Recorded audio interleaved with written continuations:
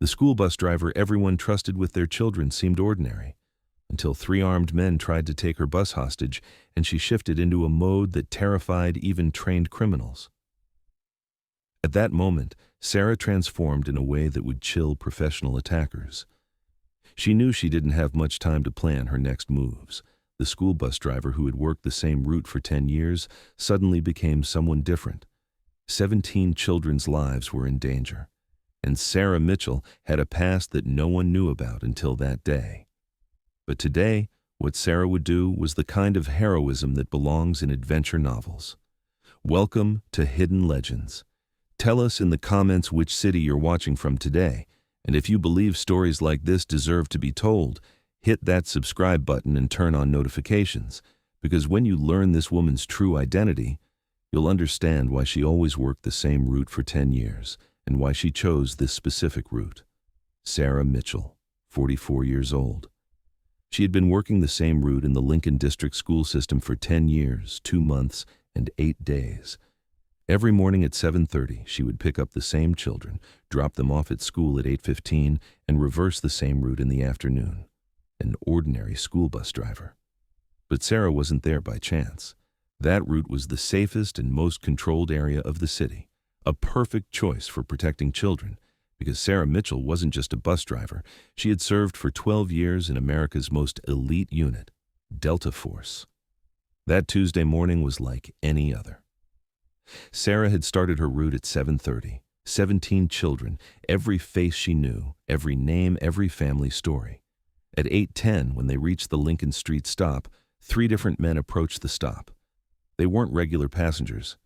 Sarah's trained eyes immediately noticed, body language aggressive, hands in pockets, eyes constantly moving. And most importantly, they were taking positions that targeted the children. Sarah's blood ran cold, because this attack wasn't random, and Sarah being on this route wasn't random either. These men had targeted the school bus, and 17 children's lives were in danger. The first armed man boarded the bus. Sarah smiled as if he were a normal passenger. She asked if he had a student card in a calm voice. The man pulled out his gun and told her they would use the bus and she shouldn't make a sound. But Sarah was no longer a bus driver. She was Staff Sergeant Mitchell. She quickly calculated in her mind. Threat assessment, 3 armed, 17 children, enclosed space.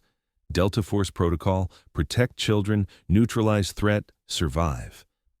Through the bus's large mirror, she saw the second and third men, in the back, trying to control the children. Sarah had 60 seconds to save 17 children. Sarah Mitchell had joined the Army in 2001. 22 years old, small-town girl with big dreams.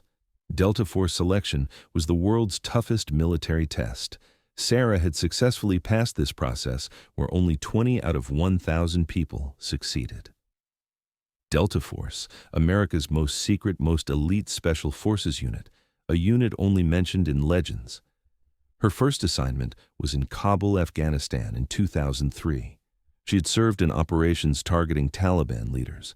Sarah's specialty was CQB, close-quarter battle, close-range combat. She had trained to fight in narrow spaces under civilian protection with maximum precision. Her second assignment was in Mosul, Iraq, in 2005. Urban warfare was very different. Ambushes at every corner, every building a trap, every civilian a potential enemy.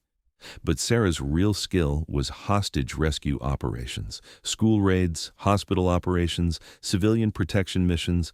Protecting children was always the priority. Her third assignment was in classified operations on the Syrian border, missions to prevent terrorist organizations' attacks targeting children. Every child's life was sacred. Sarah had served in 73 successful operations over 12 years. No children were lost in any of them. Sarah had retired in 2013. 15 years of wars, countless operations, severe PTSD. Adjusting to civilian life was very difficult. She was constantly looking for threats, afraid of every sound, therapy, medication, veteran support. But none of it was enough. One day when she saw children in the park, everything changed. They were playing, they were safe. She was thinking about the children she couldn't protect in Afghanistan, but here were children she could protect. When she applied for the school bus driver position, Sarah's military background had been checked. Perfect record, reliable background. But nobody knew the Delta Force details. She had been working the same route for 10 years. Every day she safely transported 34 children to their homes.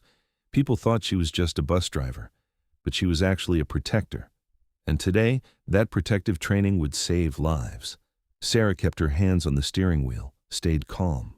Her 15 years of experience, every movement calculated. When the second man asked where they were going, he just told her to drive. But Sarah had already made her plan. She knew every corner of the bus. She turned back and told the children they would play a game so they wouldn't be scared. The third man yelled at Sarah to be quiet. Sarah smiled. She told the children they would play frozen statue, and whoever moved would lose. The children understood. They stood frozen.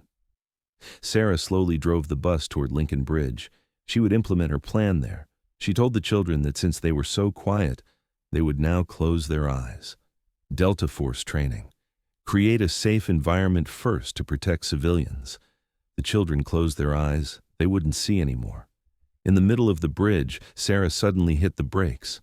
The bus stopped hard, throwing the hijackers off balance. The first man stumbled forward, cursing as he tried to regain his footing. He demanded to know what she was doing. Sarah calmly explained there was an engine problem, and she needed to check it. As Sarah stood up, her body language completely transformed. The friendly bus driver disappeared. In her place stood Staff Sergeant Mitchell, Delta Force operative. 15 years of the world's most elite combat training activated in 2.8 seconds. Sarah's mind shifted into tactical mode. Target acquisition, 3 hostiles, closest threat 4 feet away, weapon in right hand, dominant stance compromised. Threat priority, neutralize armed leader first, control weapon, eliminate remaining targets. Collateral consideration, 17 children, eyes closed, positioned behind conflict zone. The first hijacker was still recovering from the sudden stop, his weapon pointed downward. Sarah moved with predatory precision. Phase 1. Weapon control. Her left hand shot out like a striking snake, clamping down on the gunman's wrist and forcing the weapon toward the floor. Simultaneously, her right elbow drove upward into his solar plexus, expelling all air from his lungs. Phase 2. Neutralization. As he doubled over, gasping, Sarah's knee came up to meet his descending face. The impact was calculated, enough to incapacitate, not kill. The man crumpled, unconscious before he hit the floor. Total elapsed time, 3.2 seconds. The second hijacker, positioned mid-bus, was reaching for his weapon when Sarah was already moving. Combat assessment. Target 2, 12 feet distance, drawing from shoulder holster, civilians between. Sarah grabbed the unconscious man's gun and dove between the bus seats, using the heavy metal frames as cover. The second hijacker's first shot went wide, shattering a window. Sarah popped up 3 seats closer, the seized weapon now in both hands. "Children, stay down. Keep your eyes closed." Her voice carried the authority of someone accustomed to life-or-death situations. Phase 3. Advanced movement. Using the bus seats like stepping stones, Sarah moved in an unpredictable pattern, up, forward, down, lateral. The second gunman couldn't track her movement. When she was close enough, Sarah launched herself over a seat back. Her shoulder connected with the hijacker's midsection, driving him backward into the bus wall. His weapon flew from his hands, clattering toward the back of the bus. Phase 4. Control and restraint. Before he could recover, Sarah had his arm twisted behind his back in a submission hold that would dislocate his shoulder if he moved wrong. The third hijacker, who had been controlling the children in the back, now had access to the fallen weapon. He was diving for it when Sarah made a split-second decision. Still controlling the second man with one arm, she drew the pistol she'd taken from the first attacker. Her aim was precise, not at the man but at the weapon he was reaching for. The bullet struck the gun just as his fingers touched it, sending it spinning away harmlessly toward the front of the bus. Phase 5. Final neutralization. The third man, now weaponless and facing a trained Delta Force operator, made the mistake of charging. Sarah released the second hijacker, who immediately collapsed from his twisted shoulder. As the third man rushed forward, Sarah stepped aside with matador-like precision. She caught his arm as he passed, used his own momentum against him, and guided him face first into the bus driver's seat. He slumped, dazed but breathing. Total operation time, 47 seconds. 3 threats neutralized, 0 civilian casualties, mission success. Sarah stood among the 3 unconscious hijackers, her breathing steady, weapons secured. She calmly told the children they could open their eyes now. The game was over. The children opened their eyes to see Sarah smiling again, standing exactly where she had been before, as if nothing had happened. But the bus floor told a different story. 3 men lay unconscious, weapons safely collected and secured. Sarah's voice was gentle as she explained that the bad men were sleeping and police officers would come to take them away. Not one child had seen the violence. Not one child had been traumatized. That was the Delta Force way. Protect the innocent, neutralize the threat, leave no collateral damage. 17 children were safe. The mission was complete. Sarah had called 911. Police arrived within 6 minutes. When Detective Martinez asked her to explain the situation, Sarah said 3 armed men had tried to hijack the school bus and she had neutralized them. Detective Martinez asked how she had neutralized them. Sarah hesitated. She had been avoiding this question for 10 years. She said she was able to do it through training, that she had military training.